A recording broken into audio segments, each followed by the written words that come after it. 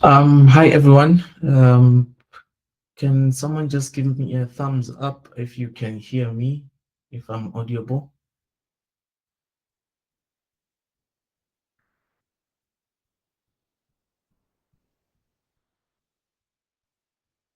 Awesome, great. We left with about 3 minutes, then we'll officially start with our session one for this week. Yeah, and I'm looking forward to it. Let's give it 3 more minutes and then we can begin.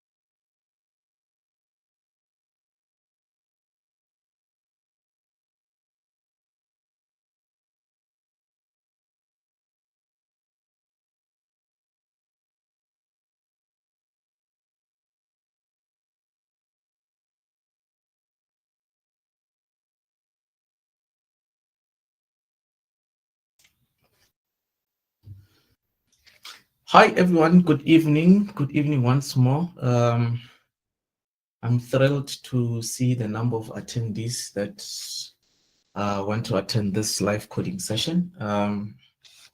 Welcome to the first live coding session for the next upcoming 6 weeks. We are going to be doing some live coding while we're solving a problem, while we're actually building an application. We're going to be building a full stack application. So we're going to do the front end, we're going to have an API, we're going to have the back end, all around. So how this 6-week program came about was that within my journey as growing as a software developer, I've realized that most of us as developers, we like reinventing the wheel a lot of times, right? For instance, if you want to start building an application or a mobile app, before you can start writing, already there are common features that each and every application has. For instance, if we look at Facebook, if we look at Netflix, there are common features that those applications have, right? For instance, you've got a password recovery feature. You've got a feature to reset your password. You've got a feature to log in into your profile, edit some information on your profile, etc., etc. Right? And then obviously on their side, they've got the admin dashboard where they manage the application as a whole for all the users. So now, my idea behind this 6 weeks is to try and build a full stack application with the most common features that you are going to use on almost all the applications that you're going to build as a developer. So now, why the reason? The reason is that you need to have a prototype, a boiler template, if you may put it, something that is ready with the common features. So with the common features that each application has. So every time you build an application, for instance, a user needs to log in, a user needs to register an account. You don't need to always write the logic to do the same thing for each individual client that you have. You will have already a tech stack. For instance, let's say mostly work with JavaScript and Node.js. Some might work with Python, Django, Java, Spring Boot, So now, today we are going to focus more on JavaScript and Node.js, where we are going to build a prototype, a boiler template that you can always pull up every time you start a new project, because it will have almost all the common features that you don't want to reinvent the wheel all the time. You can just customize them to fit whatever client you're building an application for. So this gives you more time to actually focus on the core business logic for that particular client.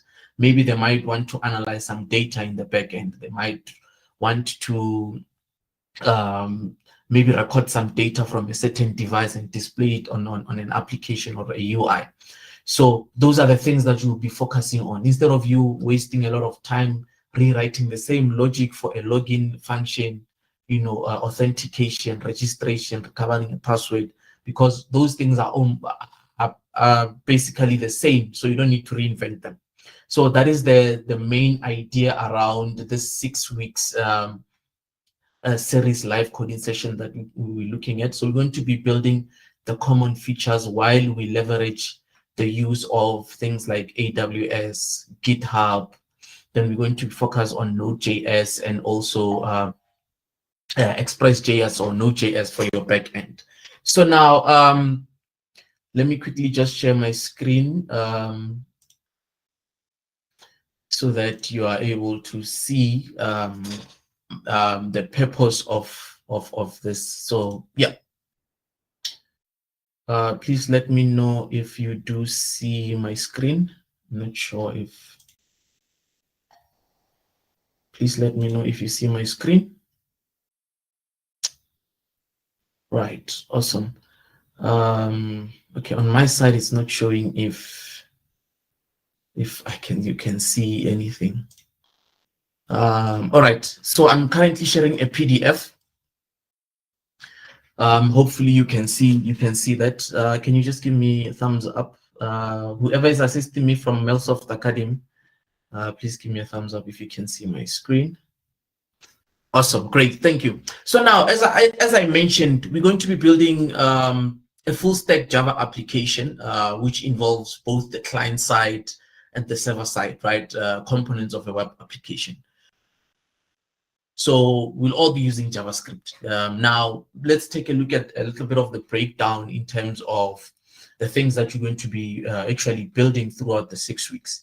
So we're going to be looking at the front-end development, where basically this is front-end is responsible for your UI and user experience. It's part of the application that users interact with directly.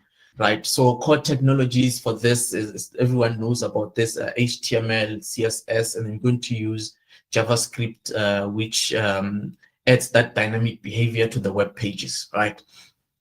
And then we've got frameworks and libraries that we're going to be looking at. Particularly for this series, I'm going to be using React.js. Very popular library for building user interfaces, particularly single-page applications. Right, so I'm going to be using React.js for this live coding session. Although you can use Vue.js, you can also use Angular if you would like to follow along with the series. And then key concepts for the front end that we're looking at mostly, we're looking at responsive design, we're looking at state management, routing. Also, the most important thing is the AJAX or HTTP request, where we're going to be fetching data from our backend using APIs. We're going to be using something called fetch or Axios. You'll see all these things in action as we write the code. And then now also form handling and validation, collecting and validating user input. And then also we're going to have a backend component. We finished with the front end. We're going to have a backend component where we are responsible for handling the business logic. Remember I mentioned business logic and the common features that an application has. This is where we're going to be dealing with the database interaction, the API communication, the endpoints of an API, and then also writing some business logic. But I won't focus a lot on business logic because remember we're creating a boilerplate template. So we're going to write logic for only the common features that each and every application has. Then the core technologies for this is Node.js. This is going to be the runtime environment that allows us to run JavaScript on the server. Express.js, this will be our web framework for Node.js, handling the routes, requests and responses from the server. And then now we're going to be looking at database, SQL or NoSQL. In this case, we're going to be looking at SQL. We also have MongoDB, Postgres or MySQL. Yeah, and then also the key concepts that we're going to be looking at for our backend. We're going to be using RESTful APIs, building endpoints that allow the front end to communicate with the back end. Each endpoint typically responds to a specific create, read, update, or delete operation, right? Then the most important part also, authentication and authorization.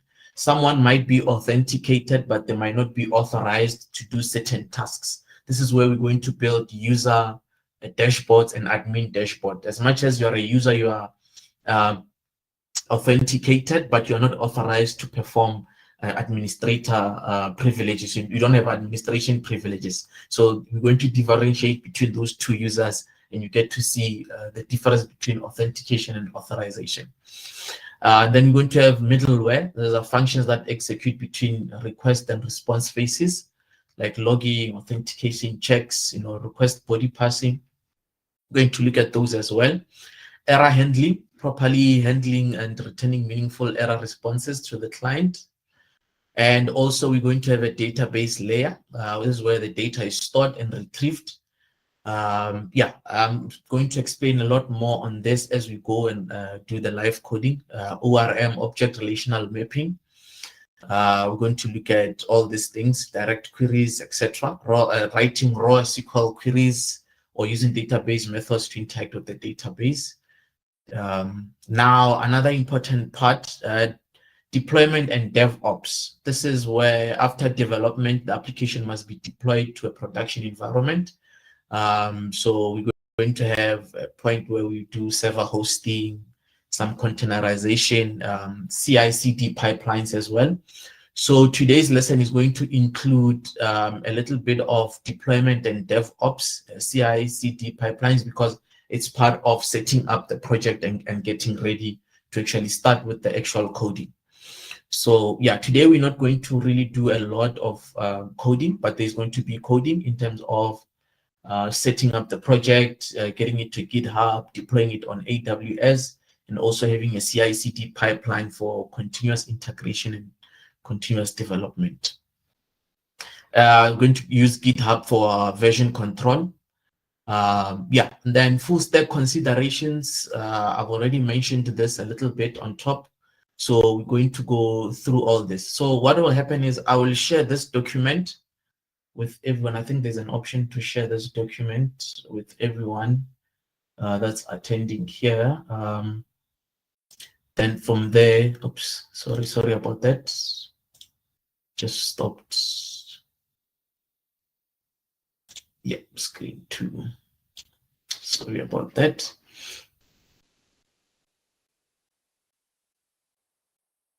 All right. Okay, great. Am I back? Can you still see the screen? Just give me a thumbs up, guys, if you can still see the screen.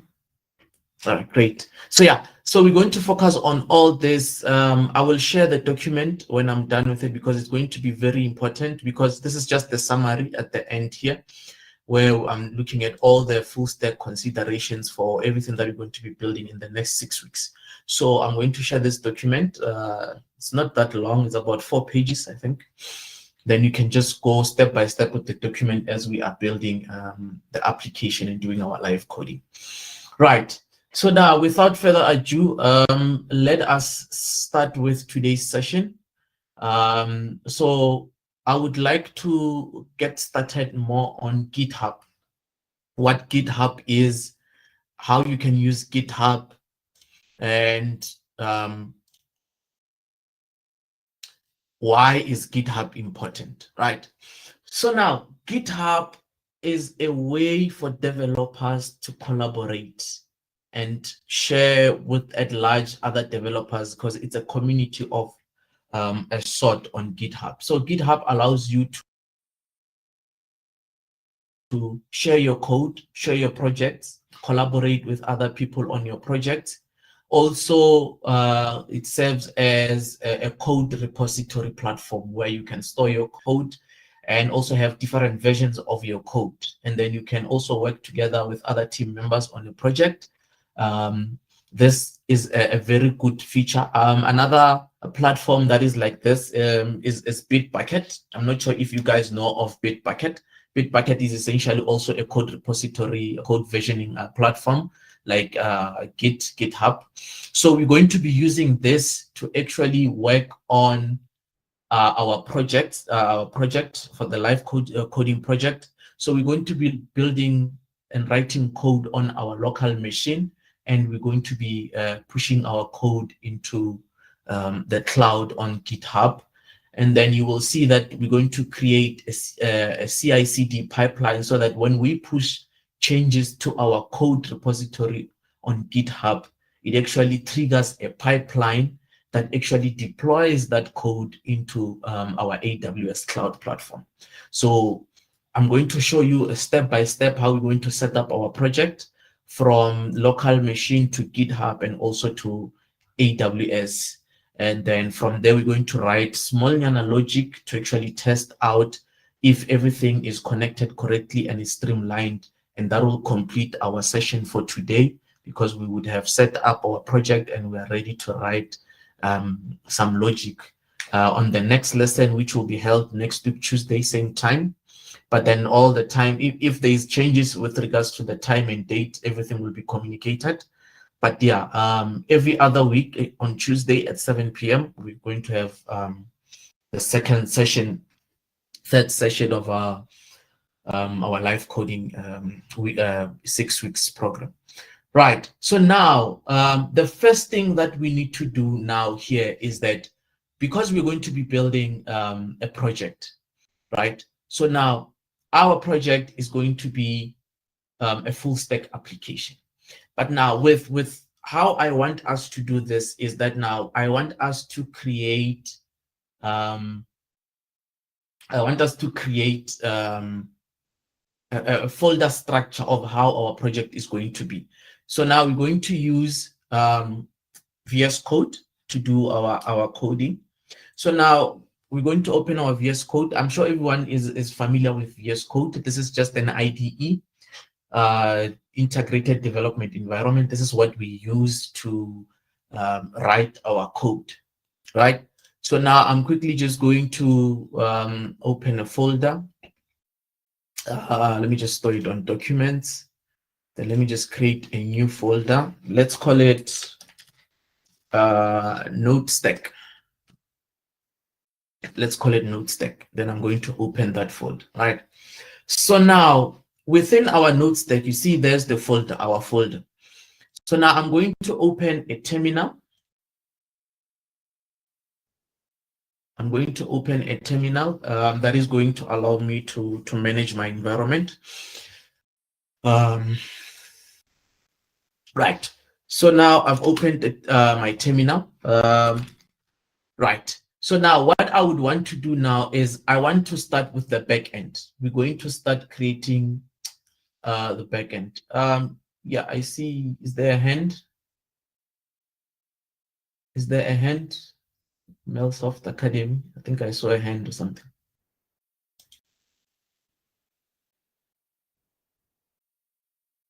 All right, cool. I'll continue then. Right. So now, okay. So now from here, I would want to create, I want to separate my project into two folders, right? So I'm going to create the server side and the client side. So now what I'll do is I'll create a directory called server, right? And then I'm going to cd into the server folder.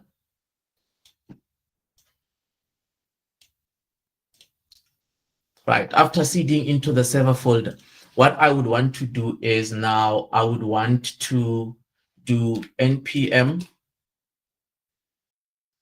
initialize, and then I want to say yes to all the default values, right? Please do ask questions if you do have questions. I think there is a recording. I think Melsoft Academy will assist me in terms of us answering the questions, or I'll take the questions at the end of my session, and then when we do the exercises as well, therefore, so that you are ready for the next session, because there's going to be something that I'll give you to go and research on, so that you are ready for, you're better prepared for the next session, right? So now, from here, you will see that I've actually initialized my project. The name is a server, and then my version is that, right? And then I've got the main, which is index.js, and then I've got the scripts for test. This is the test script, and the license, description, author, and keywords. These are just the defaults that I did when I initialized my project. So we'll still get to this in more details as we go ahead.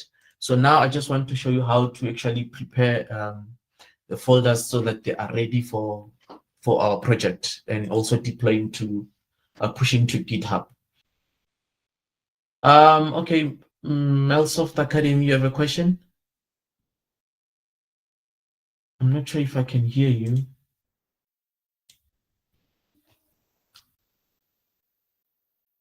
Is there a question?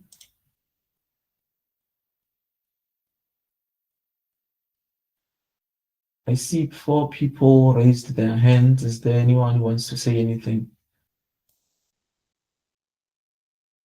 Okay, fine. Please do raise your hand if there's something that you cannot wait for the end of the session to ask. Then we can try and assist you in terms of that. Right.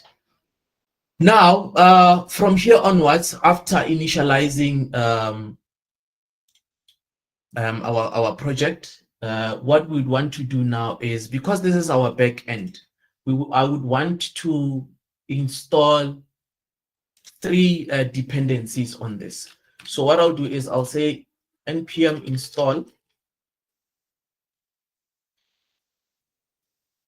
express cause and .env. I'm sure by now you're probably asking yourself, what are these 3 things that I've just installed, right? So now, basically, what this means is that I'm installing specific dependencies for my project, right? For my Node.js project. So basically now here, what's happening is that with this command that I just wrote now, is that Express is a web framework for handling routing and HTTP requests. So I'm going to be needing that because I'm going to be writing a backend logic that is going to be accepting and responding to HTTP requests. So hence I need Express, right? And then now, when we speak of cores, what are cores? These are middleware to enable cross-origin resource sharing. What this means now is that it will allow our front end to communicate with the back end across different domains. So meaning I can host my front end on a different platform and host my back end on a different platform. So this cause takes care of that so that they can still communicate across different domains, right?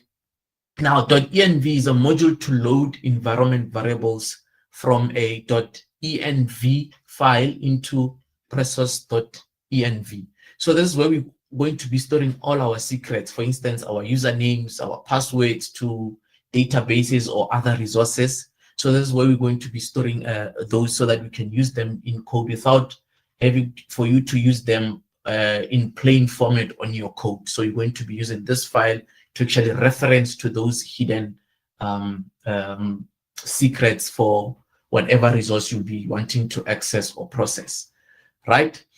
Now, with that said now, what we would want to do is that after we've installed that, we would now want to come back to that folder, and then we would now want to create a file called server.js, right? So now from here on with server.js, we are going to write our logic to listen to what HTTP requests and also do what respond to those HTTP requests. So now what we would want to do now is that we're going to import, sorry about that, we're going to import the required modules, right? So what are the required modules that we need? We're going to need Express, which is the one that we installed. So we're going to say require, sorry about the typo, Express. And then we're also going to require what? Cause. So now from here, our cause, we're going to require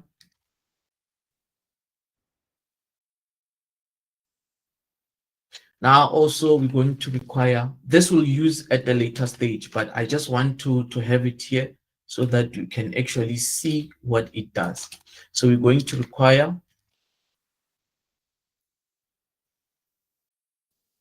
that .env. Right.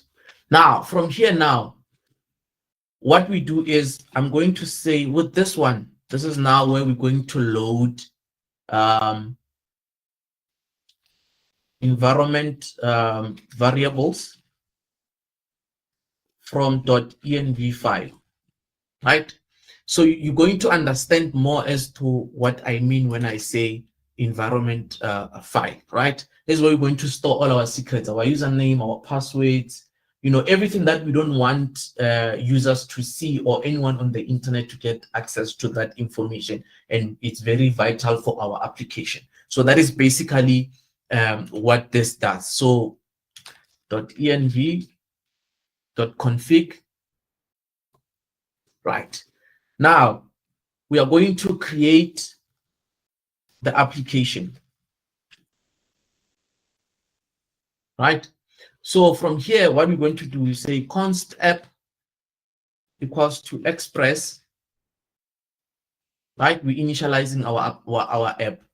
And then now const, we want to set up a port where our application is going to listen to, right? So we're going to say process.env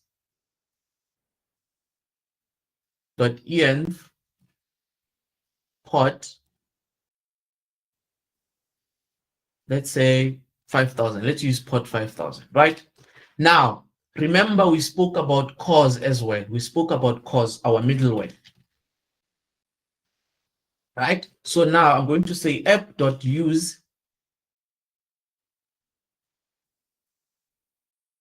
cause, right? This enables our cause, right? So that our app can still be able to respond to HTTP requests that are coming from a different domain. This is very important. This is a very important part, right? Then app.use, then I'm going to say express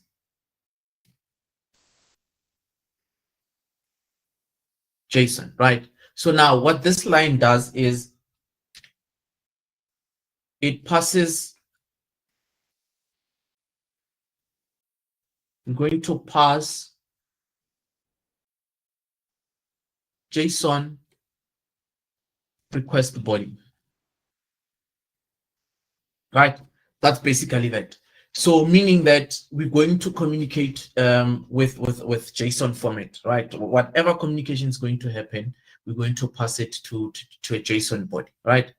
So now from here now, we need to have, let's have a simple endpoint, right? An endpoint is what a URL that we're going to use to make a request.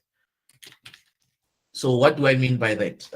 What do I mean by that? What I mean is, let's say we're going to say app, and then we want to get something, right? This is our get request. We want to get information. We want to get some type of information, and our URL is going to be, our endpoint is going to be API, and then we're going to return some sort of data, right? We're going to return some sort of data. Now, from that sort of data, this is what? This is a request, a get request, and then you're going to have a result, right? Then from that result, from the result, we want to return JSON, right? And then now our JSON is going to be, let's say, message, and then let's say hello from backend, right? This is basically our code, right? Then we can also terminate there. Now, what is missing?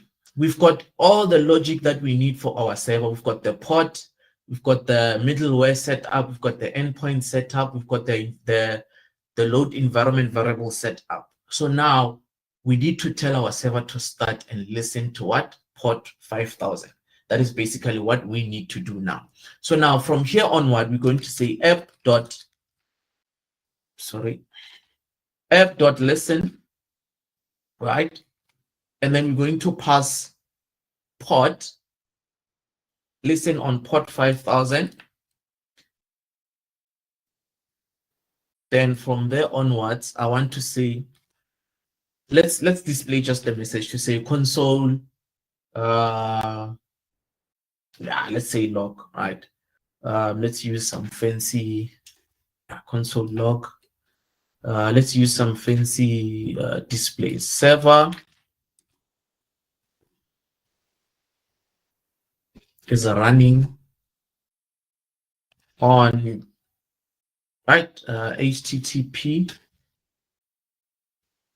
localhost.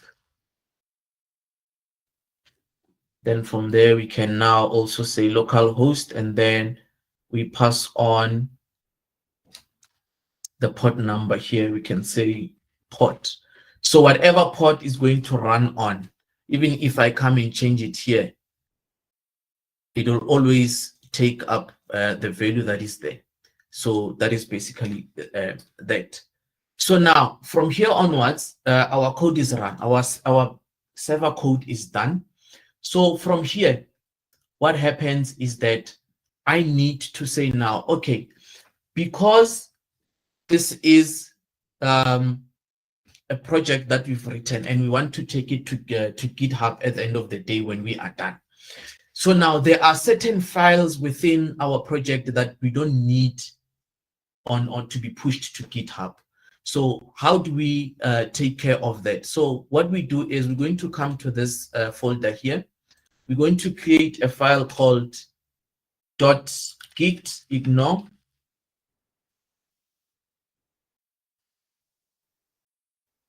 So basically, whatever,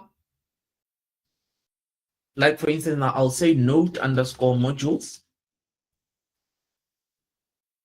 right? So basically what this happens is that when I push to GitHub, this folder here that has got all the installed dependencies all the files that have been installed, all the modules that have been installed is going to be ignored and not sent to GitHub, right?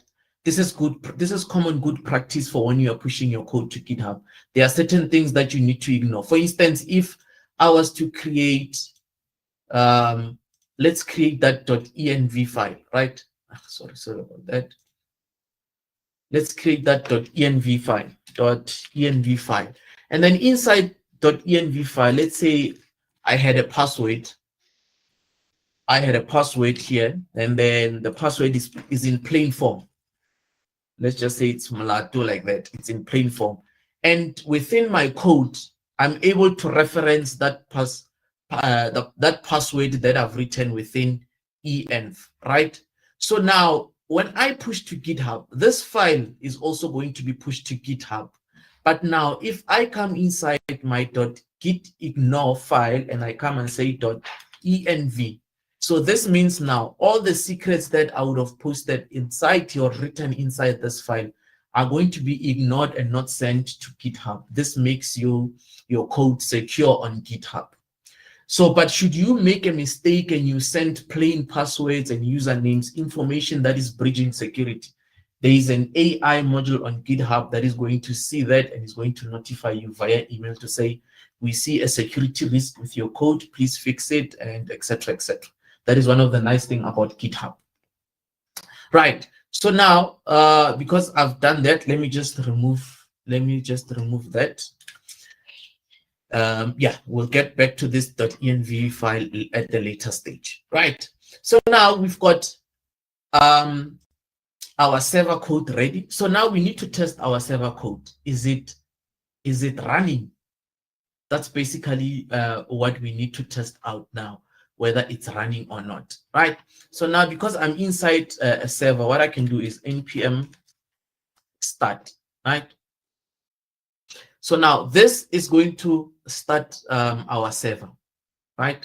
So you see now it's saying server is running on localhost at port 5000, right? So now if I do come here, I open that and I say localhost port 5000, right?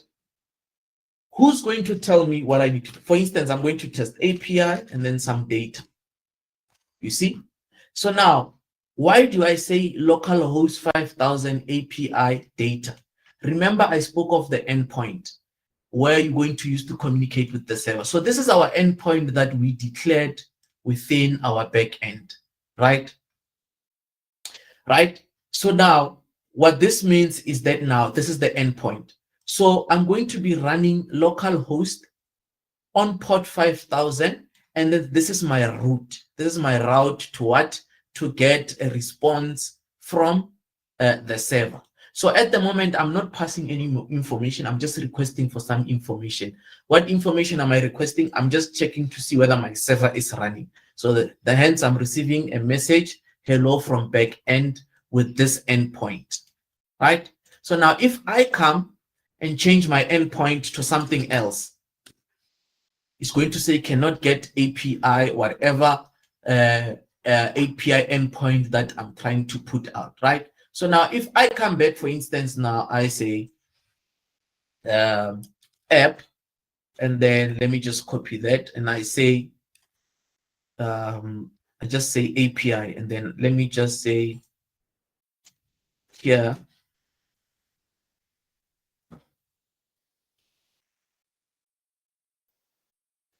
right. So now I just do that. Let me just stop so that I run the server again. Right, so now I've run the server again, and then I come back to that API there. You see now that endpoint, the API, because now it exists, it's an endpoint within my backend. It exists, and now its sole purpose is to return what? Hello, Melsoft Academy. But then now if I go and I push this one data, this one will say hello from backend, which is what you see now from our code here.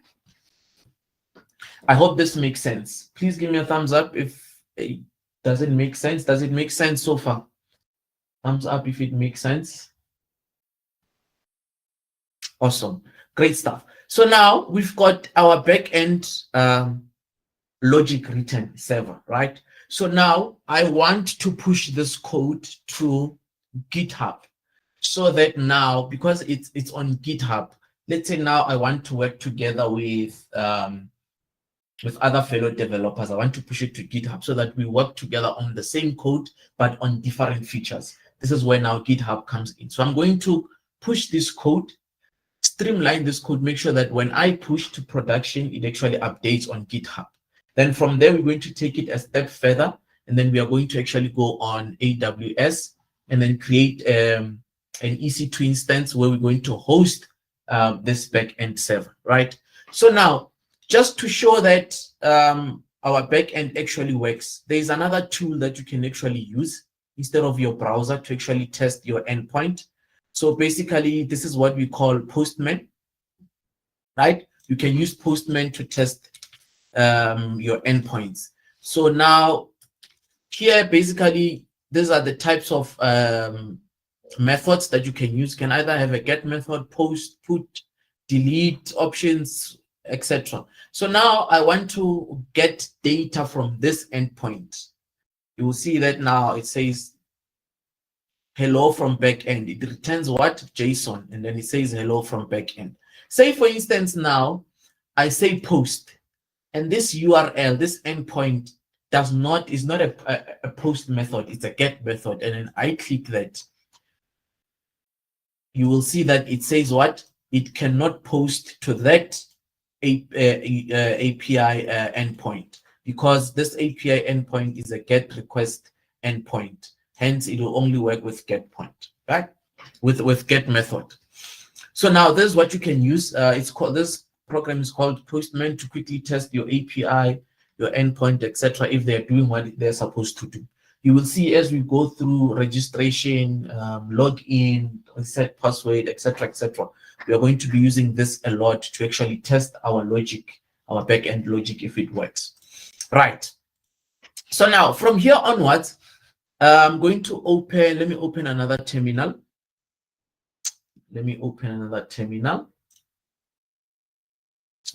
Yeah, from there, I'm going to open another terminal. And then what is going to happen now is that we are going to start by going to GitHub. On GitHub, we are going to create a repository, right? Let's call it, I had actually spelled it wrong, NodeStack Starter Backend, right? I'm going to call it that. And then we're going to make it public. We're going to add a README file. This is instructions to other developers on how they can run your code and what your source code is all about. So basically, it's more like important steps to get your code to work on their environment. And then now gitignore, I'm not going to edit because I edit it manually where on my local machine. Right, so I'm going to skip that. And then licensing, it's all about if people can reuse your code, is it free, etc., and all that. So now they're going to reuse. For me, I'm just going to use Apache so that when you use my code, you just have to give me credit. I don't need money or anything for it. So this is very important. When you do templates, you take people's templates on GitHub or on YouTube or whatever, look out for this license, because if they see that you use their code and you did not adhere to the licensing that they've put for their code, you can be in trouble for that. You might find that they say give them credit, maybe mention their name on your platform or whatever, to say you've used some of their code, etc. Some of them will say buy me a coffee, or they put all the requirements they need for you to reuse their code. So this one for me is just the general one. Just give me a shout out to say use this code, whatever, that's that. I usually use this one. So now we create the repository, right? So now we've got the repository. There it is. It's ready, right? So now when it's like that, we are done. I'm going to go back to my terminal, and then I'm going to say now, I want to go inside what? Inside server. So now from here, I'm going to initialize and get it ready for Git, right? So I'm going to say git init initialize, and then I'm initializing my server repository for deploying to Git, like not deploying, pushing to GitHub, right? Then now I'm going to say git remote, because I've already created the direct or the repository on GitHub. Hence, I'm saying git remote origin. Oh, sorry. I need to say add origin. And then from here, I need to go to my GitHub and get what? And get the URL for my repository that I've just created. So hence I come here, HTTPS, and then I just copy that. Then I come there, I post that there, and then I run that. So now it knows that, oh, I've now linked my local code to my GitHub repository that is sitting on the cloud, right? So now they are linked. So now, since they are linked now, and they all contain different things, remember now, it's got the ignore package, whatever, and then, but now, my online one has got a license and a README file. So I need to make sure that they are the same. What I've got on my local machine and also what is on GitHub is the same. So basically, what I would do here now in this case is that I need to now pull from the origin, right? So I'm going to say git pull, git pull origin.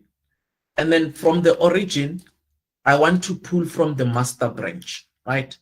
I only have the master branch now, which is the main code, right? So now what I'll do is I'll run that. And then now what will happen is it's going to do that. You see now what happened. I've pulled README and license from where? My online repo, right? I've pulled that license, I've pulled the README on my local machine. So now from here onwards, since I've got everything that is on my Git repository, and then my Git repository does not have everything on my local machine. So now I need to push everything that is on my local machine into my GitHub repository. Now, how do we do that? Basically, what we do is I just come and say git add. So basically here, I'm staging what? I'm staging all these changes that are highlighted in green. You see the green? I'm staging them. I'm putting them on a stage so that they are ready to be pushed into GitHub. So now I want to create a commit, right? Git commit, that the message is what? I will say initial backend setup. Let me put it that way. Yeah, initial backend setup. Right. So now what I'll do here now is that this is what will happen. You see now it's telling me that it changed from the status from U to A. It means now my changes are created. They are ready to be pushed into what? Into my repository on GitHub. So now what I will finally do is I'm going to say git push origin. I'm pushing to where? Master. So now you will see, quickly realize that after that, it's going to push all those created things to where? To my origin, which is my online GitHub repo. And now you will see that if I come here and I refresh, you see now everything I've got on my local machine is now on my GitHub repo. And you will see 1 minute ago, this was pushed initial backend setup, which is the message that I wrote, so that every time I come to my GitHub repo, I already know the last git push, what was the message, what was happening, what was the person working on. So the message is very important when you write. Let's say, for instance, you were pushing a login feature. So you might just say fixing login feature or adding a login feature, so that I know the files that were changed when you were working on a login feature, etc., etc. Now, because we've got this now working, I want us to deploy this on AWS, right? I hope we still have time. I think we still have about 45 minutes. Deploy this on AWS and actually use Postman to actually make an API call to that server running on AWS on an EC2 instance, right? So that is basically what I want us to do now. So we're going to deploy this code on an EC2 instance where it's going to be running a web server. And then we're going to make API calls to that server that is deployed online. Remember now with this one, we're working with it that is locally on our machine. So now we need to show and streamline the deployment of our backend logic, right? So now, basically, I'm sure a lot of you are not familiar with cloud platform. Most of you might be as well. So we're going to be using AWS, right? So this is my console. So I've just logged into AWS.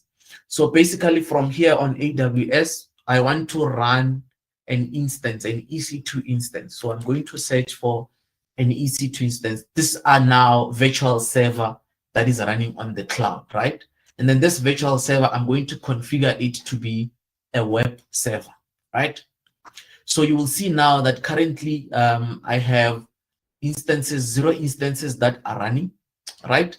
So from here onward, I want to launch an EC2 instance. So I'm going to say launch. And now it's going to give me this. So now I'm going to name it. I'm going to give it a name, Node. Let me call it NodeStack Web Server, right?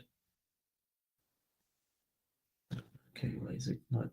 Yeah, NodeStack Web Server. Then I want to run Ubuntu, right? I want to run Ubuntu on the server.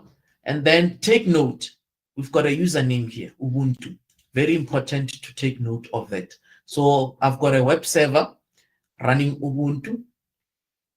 Also, I've got an EC2 instance running Ubuntu OS. And now this is the instance type. I'm running a t2.micro. This is a free tier. So yeah, we don't want to use money for this. So this is a free tier. And then it's got some certain restrictions because you can see it's got storage of 8 GB. And also the RAM is limited because it's a free tier so that you can use and test your applications, right? You've got about 750 hours of public IP address usage per month, 30 GB of EBS storage, etc., etc. Right. So now another important part that I want you to take off is the key pair login. We're going to generate a key pair login. This is going to allow us to SSH into the server that is running on the cloud. So we're going to generate a key pair. It doesn't really matter which one you create. I just prefer using this one, encrypted private and public key pair. This is where cryptography comes in. So now let's call it NodeStack key, right? So we're going to create this key pair. And then you will see that now it's going to download my public key. So this is what I'm going to use to SSH into what? Into the EC2 instance that is running online. So now without this key, I can't SSH into the EC2 instance. That's basically that. Now it's very important. We're going to use this at the later stage. You must remember this. So we've generated that. So the key pair name that I'm using here is the NodeStack that. So the private key is stored within there. And then now I want to create a security group.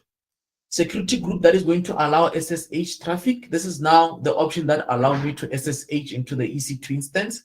But I also want to allow HTTP traffic and HTTPS, right? Yeah, so that's basically the settings that I want you to do. Yeah, those are just the settings that I want you to do on this. And then I'm going to launch this EC2 instance, right? So from launching this EC2 instance, we are going to quickly now I'm going to show you how we do that, right? quickly show you how to do that. So now our EC2 instance has been launched, and now we want to connect to our EC2 instance. Right. So now, say for instance, you don't want to use this console to log in into the EC2 instance like this, right? Say for instance, you don't want to log into the EC2 instance this way. You don't want to log in using the console. This is the easiest way to log in. Let's say now you want to use your terminal on your local machine to actually make a connection to this EC2 instance without you having to log into AWS and doing all these things. You can just quickly use it on your terminal. For instance, here, let's add another terminal. Let's say, for instance, now you want to quickly manage it here on your terminal, right? Remember that key that I showed you. Let's go to that key. Let's go to that key. I just want to show you quickly how you can SSH into that, right? So now here's the key. So I'm going to copy this key. I'm going to cut that key. I'm going to go to AWS. Then I'm going to paste that key there, right? So I've got that key now. It's within my AWS. This is created for you when you download AWS CLI. That is going to allow you to communicate with your AWS resources from your local machine, AWS CLI. So now from there onwards, I want to SSH into that, right? So what I can do is I can go to where the key is. For instance, I can do that, and then I go to AWS. Then I can list all my keys that are there. Then I can say SSH -I. Then from there, I can say I want to use Node as my key. And then my username is Ubuntu, right? And then now, where am I connecting to?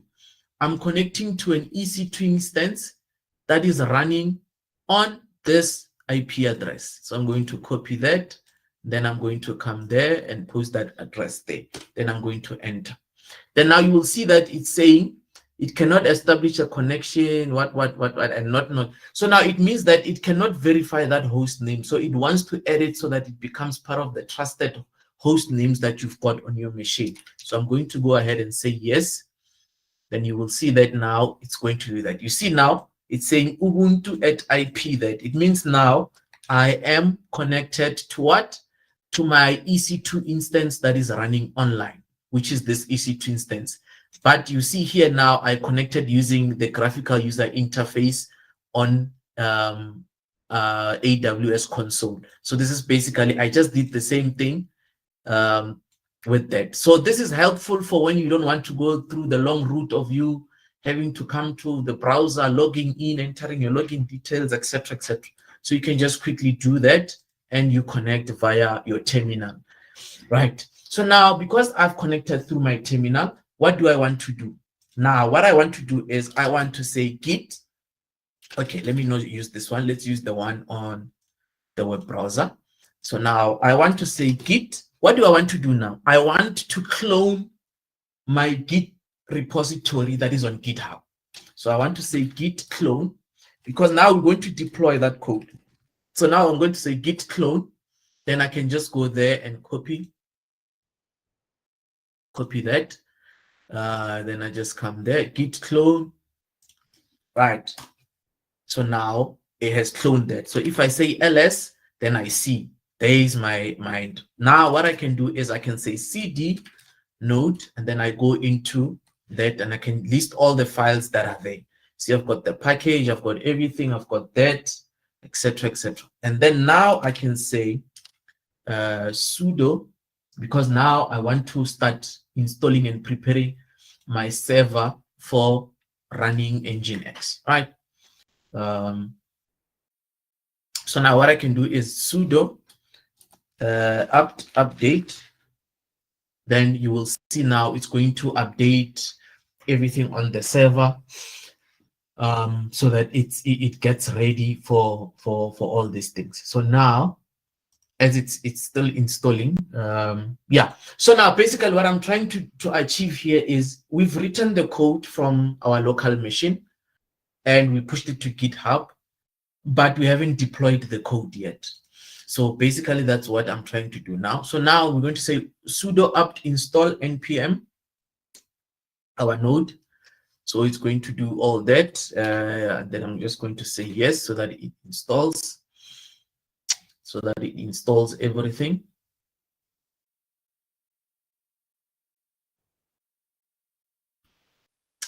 Aha, almost done. So yeah, basically what I was saying is that from your development environment, which is on your local machine, you push to GitHub, where different developers can be working on the same application but on different features. You consolidate everything there, and your manager, someone who oversees everything, as soon as they push the code to production, it will be streamlined and deployed into whatever platform you'll be using. So we haven't gotten to that point yet. We're still doing it manually. Hopefully we'll still have a lot of time so that I can show you how you can actually streamline a CI/CD pipeline, so that you can see the continuous development and continuous integration part of software development, so that when you make changes on your local machine, you push them to GitHub. GitHub actually deploys and calls all the dependencies and everything and deploys the code as long as all the tests have passed. Right. So now we've installed npm that, and then now I want to install again. Remember, I don't know what's the problem here. I need to install those dependencies that I used. Remember, I was installing Express, cause, and .env. For some reason, it can't get them from the package log.json, where all the dependencies are listed. It doesn't want to install them. I still need to research more on that as to why it doesn't. So I just need to do them manually again here. But it's not a big train smash. We'll fix that as we go along. Right. So now we are done with getting the repo on our EC2 instance server, right? But it's not really a web server yet because we haven't installed Nginx, right? So now I'm going to install what we call as Nginx. I'm going to install Nginx. So I'm just going to do that. Then it's going to install that. Right. And then what we'll do now is that I'm going to now start. Sorry. I'm going to start Nginx. Okay.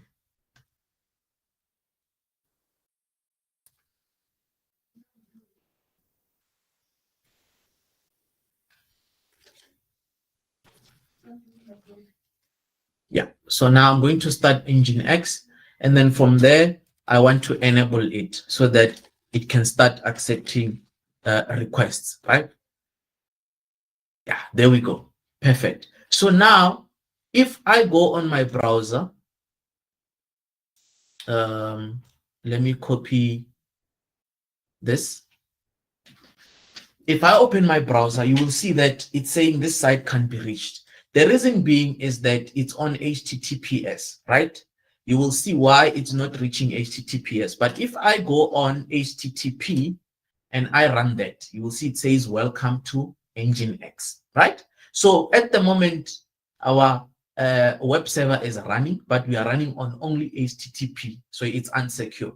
You will see the reason why it's running on HTTP and not HTTPX, and then we'll fix that as we go along in the future or with the other coding sessions. So right now, I just want to quickly get this over with, and then so that we can move on. So now it's running there. So now what happens when it's doing this? So now, if it does that, and then I come now, I say, okay, because since it's doing that, already I know my API. If I do that, I need to have data returning. Remember when I did sorry about that. Remember when I ran API data, it returned hello from backend, right? So now here, if I do the same thing, it doesn't return anything. Why?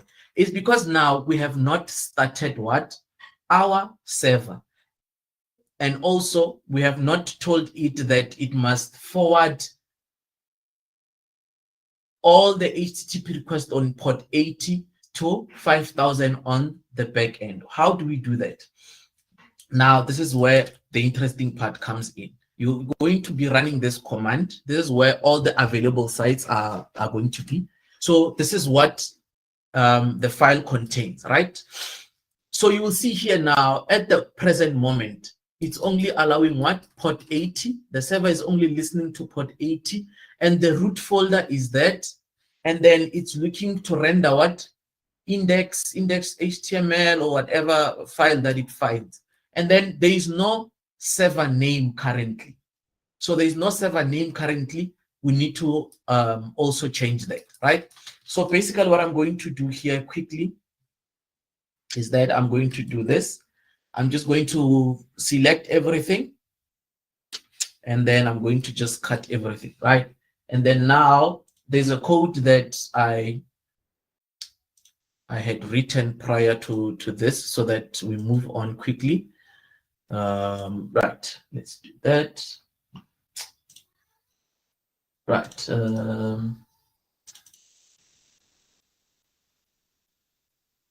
Right, we've got that. So now I need to copy, just need to copy that. And then I need to paste that, right? So now you see, I'm saying listen to port 80. This is my server name, but now I need to change that server because it's no longer the same IP address because I was testing earlier. So now, sorry. So now I need to change that to the current IP address of the current EC2 instance, right? So I need to change that. So basically here what I'm saying is that listen to port 80. This is the server name, and whatever you are receiving there, this is the proxy, the reverse proxy that I want you to use on my server that is running on the EC2 instance. Remember, when it's running on the EC2 instance, it's local. Hence, you still have, you see the address local. So now what I'm saying is listen to port 80 on that IP address that is public, and forward, have a reverse proxy to forward to that on the EC2 instance, right? So now that's done. We're going to save the file. Then we're going to say yes. We want to save that. And then from there onwards now, what we're going to do is we're going to run sudo nginx -t. This is just to test the syntax of the file that we were editing now, if everything is fine. And it seems that every test is successful, everything is okay. And then from there onwards now, I want to install what we call this. This is primarily used to manage the server, the Express server on the EC2 instance. So this is going to allow me to run the server continuously even when I've exited the console. So now from here onwards now, what I can do is I can come and say node server, then I run that. You see it's going to say what? Server is running on localhost 5000, right? At port 5000. So now if I come back to this now and I refresh, okay, sorry, let me just check something. All right, API, then data.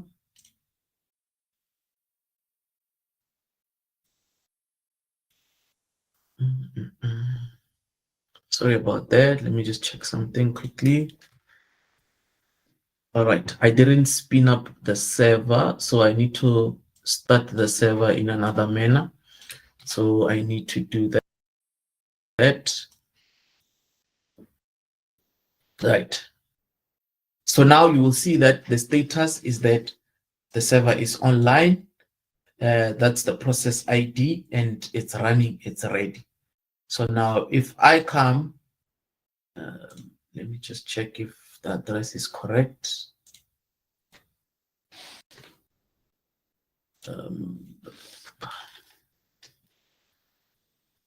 Okay, clearly there's something wrong. Let's just quickly troubleshoot.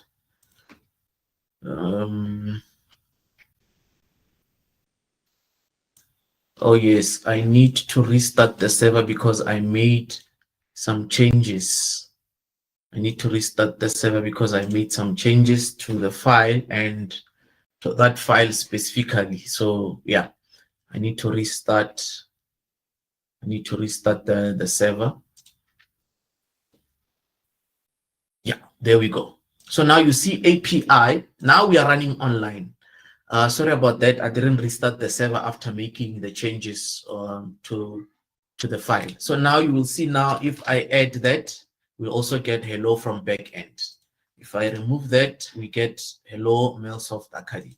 So now if I come now, I copy that URL and then I come to my postman. And then I'm no longer using the local host. I'm actually using HTTP, the one that is online. I'm hosting it online. If I do that, you will see that hello Melsoft Academy. Then I can also now add data there and it will say hello from backend.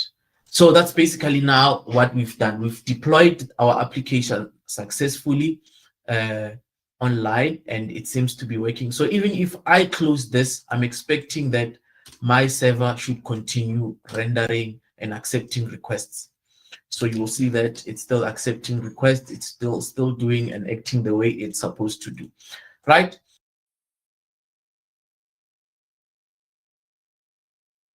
So now, basically, that's that.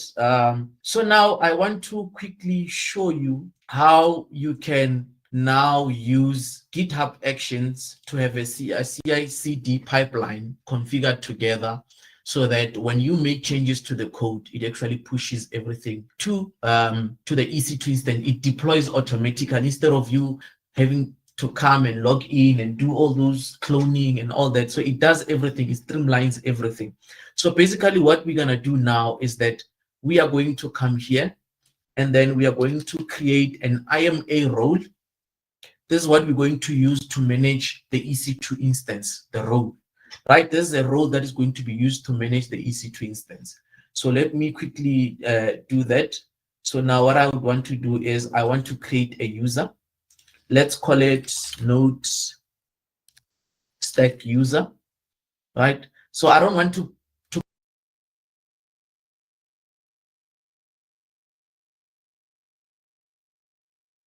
provide, I just wanted to use the command line, the AWS command line, the CLI, right? So I'm going to say next, and then I want to add it to a user group. So I want to give it admin privileges so that it can do almost everything on AWS. This user can do almost everything on AWS. Then I'm going to say next, and then yeah, that's that. I'm going to say create, right? But now I've created the user. Let me click on the user. Now I want to create the access key for the user, right? So I'm going to create an access key. The access key can only work for the command line, the AWS command line. Then I'm going to say next. Oh, sorry. Going to say next. Let's call it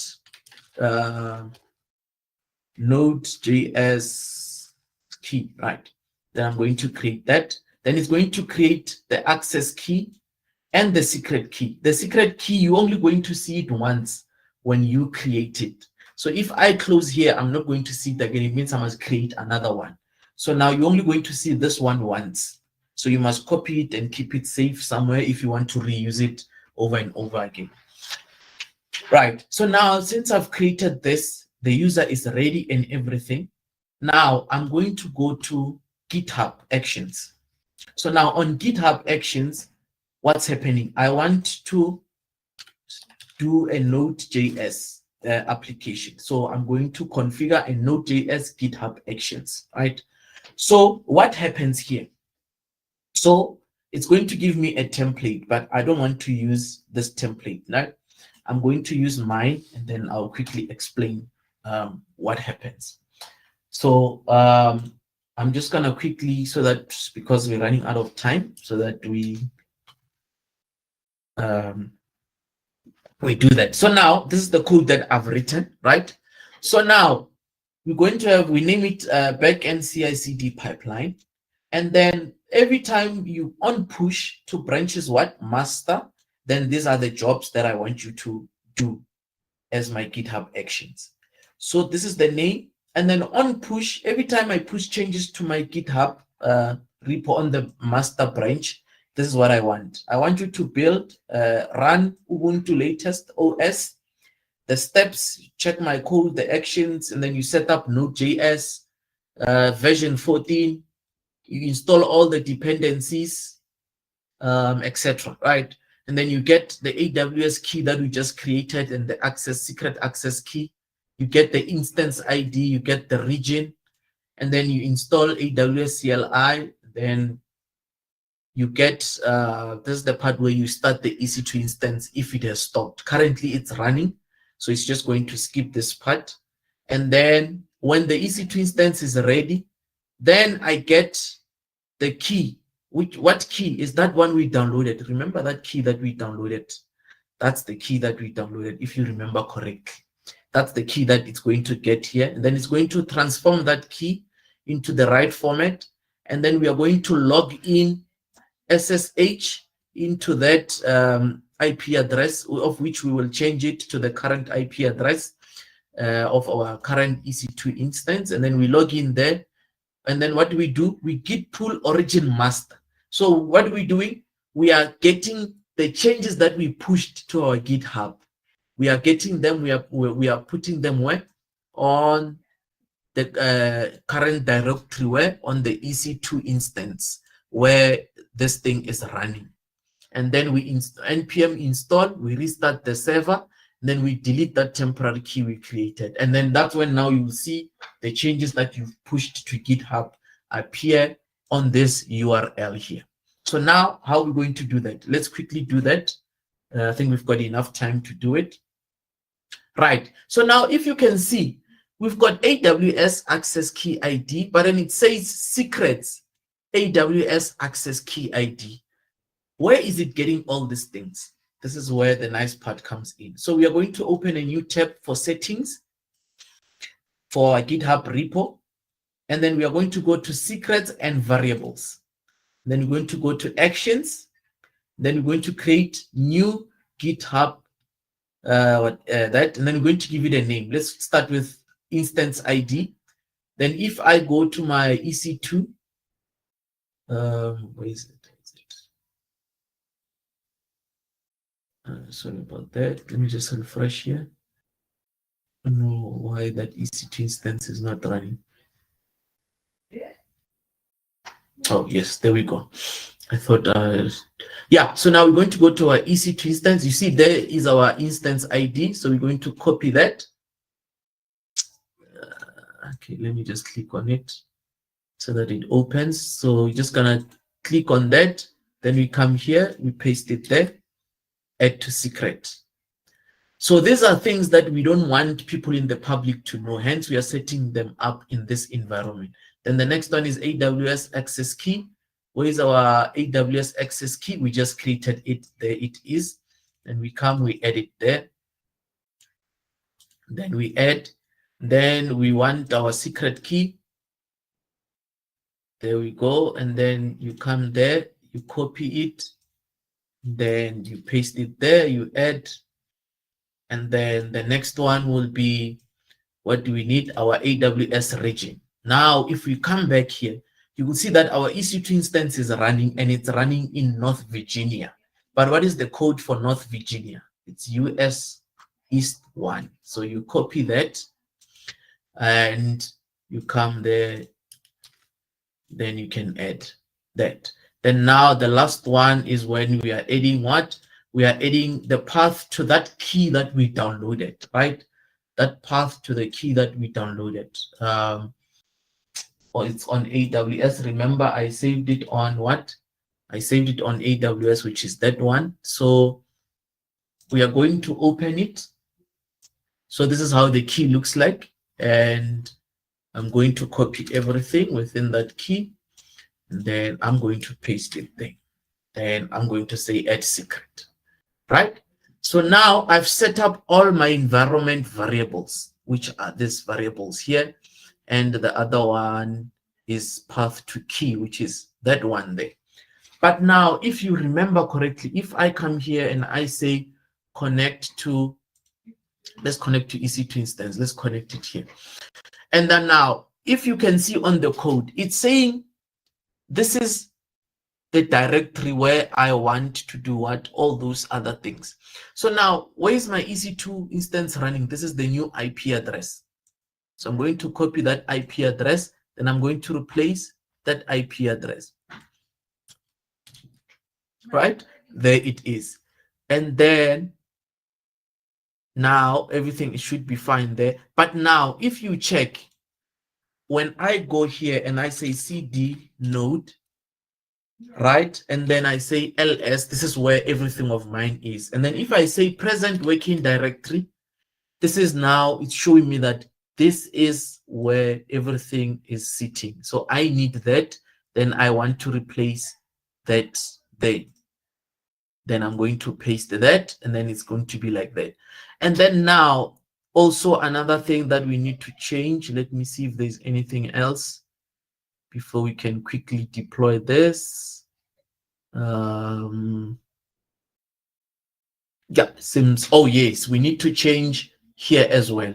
CD server. There is no need for me to CD into a server, because if I come here and I list everything, you can see that there's clearly no folder called server here. It's just the file server.js. So I don't need to CD into a server folder first.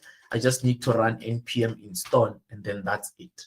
So now with that done, what I can do is I can come here now and say, hopefully that everything is fine. I can say commit changes. You will see when I say commit changes, with this part, I say once I commit to, I push changes to this branch master, it must start this GitHub actions and streamline what? My actions. So you will see now, if I come to actions, you see there, if I come to actions, it say create Node.js. If I click there, now it's going to show you all those actions that I populated on that GitHub actions file. So you will see now it's going through everything here. You'll see now it's installing, it's streamlining everything so that it's getting ready to deploy to EC2 instance. You can see now it's deploying everything to an EC2 instance.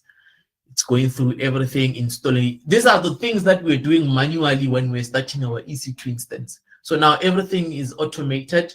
This is where the CI/CD pipeline comes in. So we've just created a CI/CD pipeline where we actually streamline and automate most of these things. You will see then now, okay, it says error exited with that. Something went wrong here. Let's check what the error is.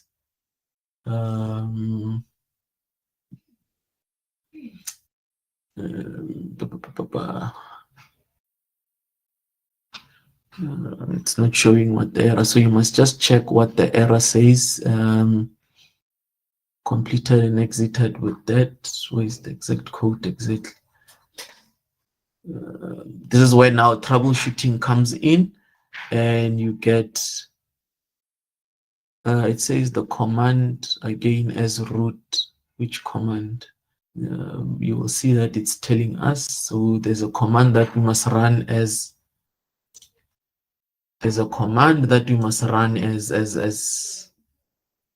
okay, let's go there. There's a command that we must run as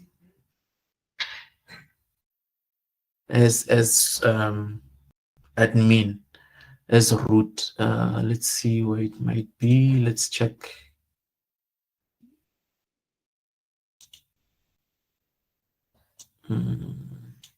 Okay, let's go and run this on so that we can see what the issue is.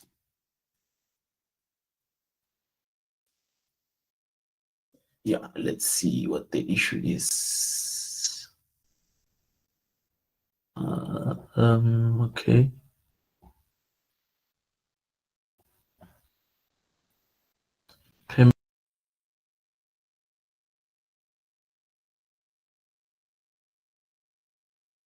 permissions of this, then it's an access issue that it cannot get into node modules dot. Okay. All right, fine. That's fine. We're going to exit that. Let's see, node modules. Okay.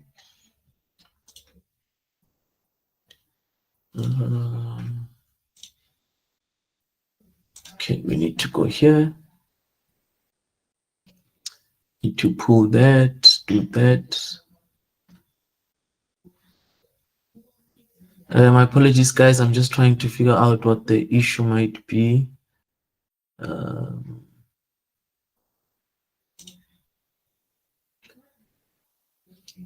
Okay, run that. Okay, let's do this. I think the issue might be here. I think I found the issue. Let's see if the issue can be solved as quickly as possible.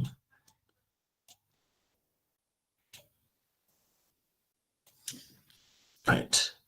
Then let's commit the changes again. Yeah, and then let's go back. Let's see if it will install.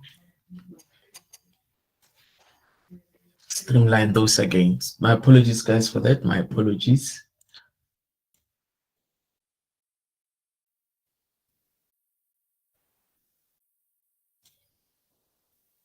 Then we just have to wait for it to deploy again. So yeah, let's wait for that. Let's see. Aha, there we go. That was our issue there. I was not running this code here as an admin sudo apt install that, right? So now you see it's ready, right? You see it has deployed successfully.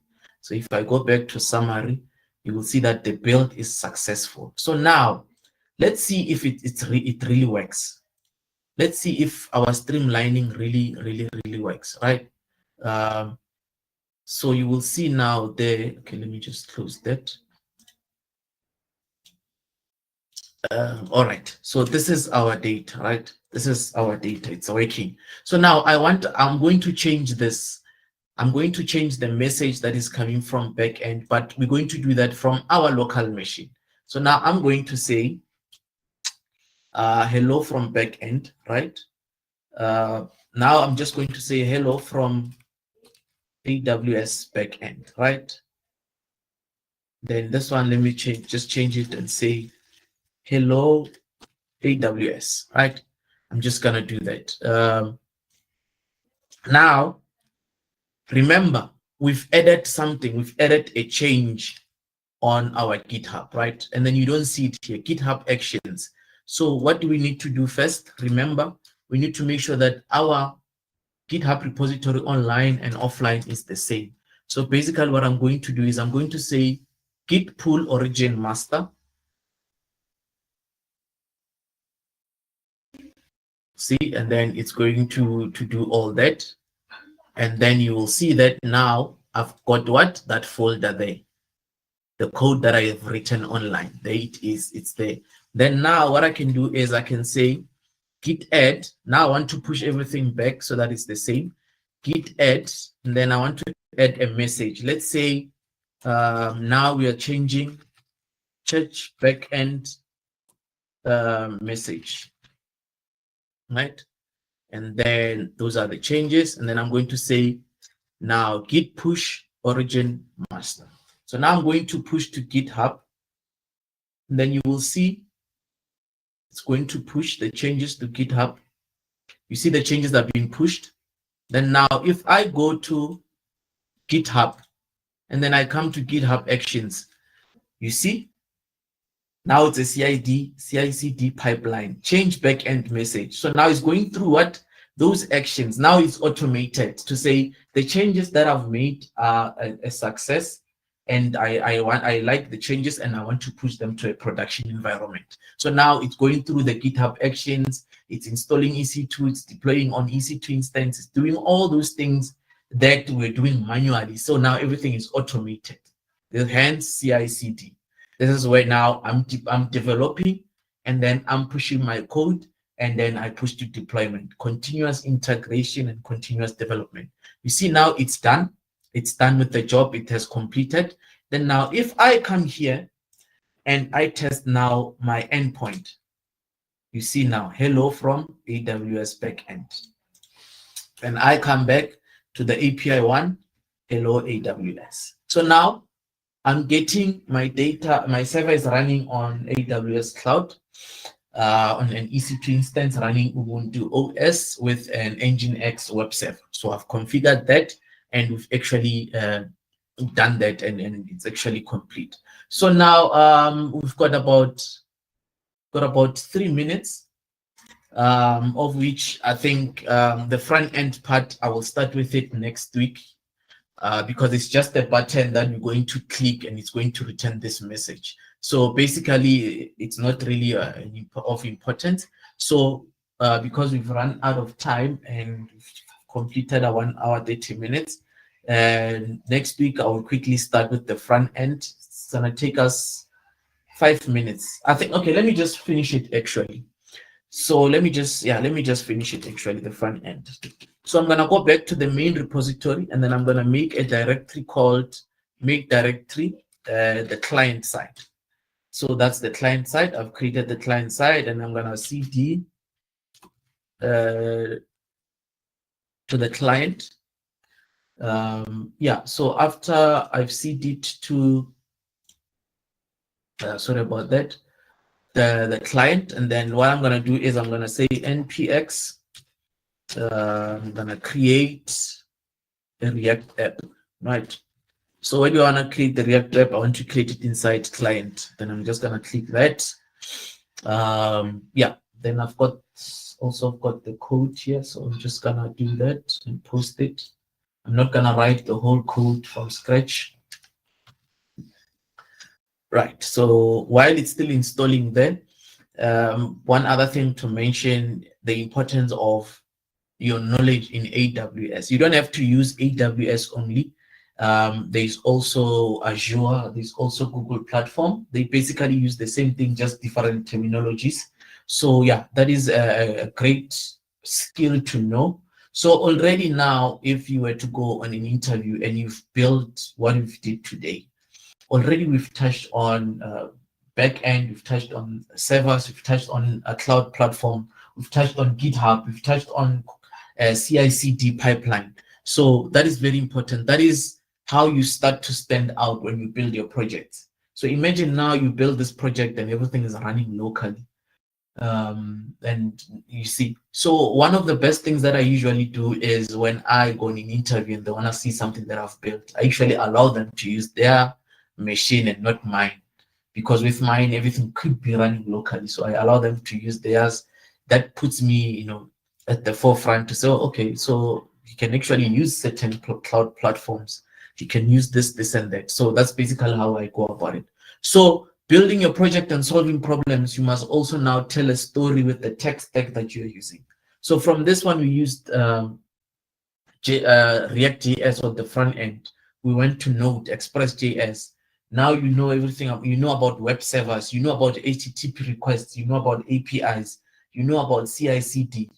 You understand. You know about an EC2 instance on AWS. That's a service provided by AWS. So that tells them that you are learning and you actually can put everything together and build a solid project, instead of just writing things like calculators, everything that runs locally, etc., etc. So yeah, that is very important. Okay, this thing is taking a bit of time, but it's almost finished. So yeah, that's basically that. So I hope you've learned a thing or two with today's the first lesson of today, and I hope you will continue to attend so that you can learn a whole lot more in the next coming 5 weeks. Yeah, okay, I don't know why it's taking time, but yeah, I think let me take a few questions if there are questions while still busy installing. Okay, I think that's that. It's finished. It's almost finished.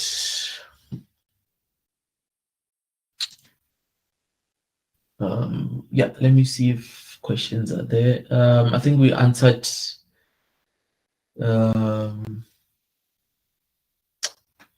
Yeah. So is there still a downtime when deploying via a pipeline? No, remember, you're not stopping the production environment. You're actually just updating the deployment environment. So there's absolutely no downtime. I'll have to revert back on you with that question. But there's no much downtime. That is why when you are pushing code to production, there's usually a set time that we put aside that we know that a lot of people are not on the platform, so we can afford to have a little bit of downtime while we're doing the updates. For instance, if you check at FNB every time midnight on Sunday, they have a downtime where some of the features don't work and they actually are updating. So that's their kind of downtime. So yeah. Are they AWS hosting free or they have to pay some sort? I'm using a free account at the moment. You can register a free tier account and you can use the services with limited space. Obviously, yeah, they give you a limited functionality on the services. But yeah, you can absolutely do a lot with the free tier account.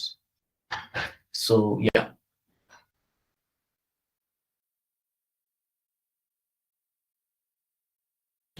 So yeah, okay, it's done installing. So now when it's done installing like this. So now because our code uses Axios, I'm just gonna install Axios as well, and then from there it should be done, and then we will be able to write. So now we're just gonna go to our source app.js. I'm just gonna remove everything there. Yeah, I'm just gonna remove everything there, and then I am just going to paste that. Then now I'm going to change this message here. I'm going to change that to data. Then I'm going to change PS, and I'm going to also change remember the IP address of our instance. Our instance is running now on this, and it's not running on that IP address. So I'm just gonna change this to that. Yeah, yeah, that's about that. That's what we need actually for us to complete this. Yeah, so let it finish installing.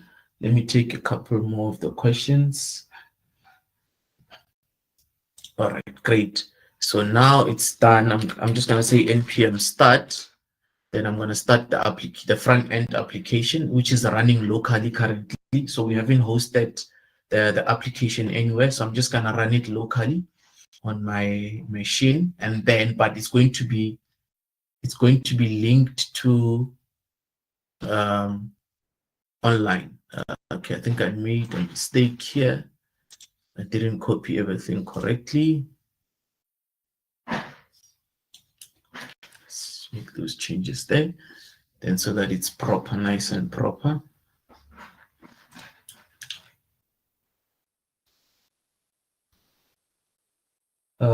Okay, let's check other questions. And then the next link for the next class, I think you need to register as well. So every Tuesday, the following week is another, it's like next to Tuesday, it's part 2. We carry on with the project as we are building. And the other week, Tuesday, same time, unless there are changes, they will be communicated. But as it stands, every Tuesday, yeah, we do that. So now you will see now here, and then if I run this code,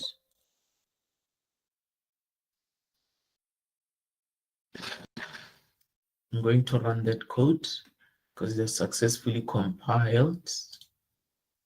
Okay, let me run it on this one so that you can see.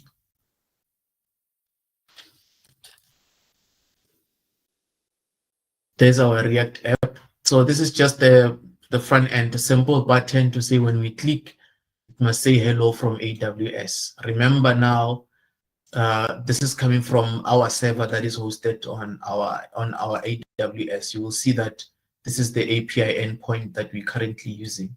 So now should I change this to that API there, and then I go back to the button there, even if I just let it run first. If I just refresh, you will see that the message changes, hello AWS, just because I play around with the endpoints there.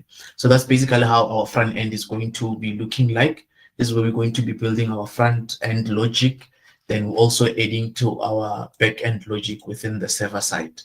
So yeah, that's that currently. Yeah, I think that brings us to the end of our first session. And I think from here onwards, we're going to build up on this project and start writing, proper API endpoints, and also while adhering to the proper way of doing things as you're writing your endpoints and your code. So we are only not going to just be writing code, but we're going to be making sure that we are writing code that is production ready and it follows the correct standards in terms of writing code. So yeah, the session is being recorded and it will be shared to all the people that I think it will be posted on YouTube, if I'm not mistaken, or it will be shared with you to those who attended. Yeah, so should you have follow-up questions on today's lesson and all that, I think we should improve on the next one so that we've got a platform where I can answer all questions. But for the time being, I think you can get me on any social platform and then I'll be happy to explain further. So yeah, with that said, I think this was not a bad session for today. I think we should see each other again on the next lesson, which is next week, Tuesday at 7 p.m. I think with that said, thank you very much, guys, for attending, and I will see you guys next time.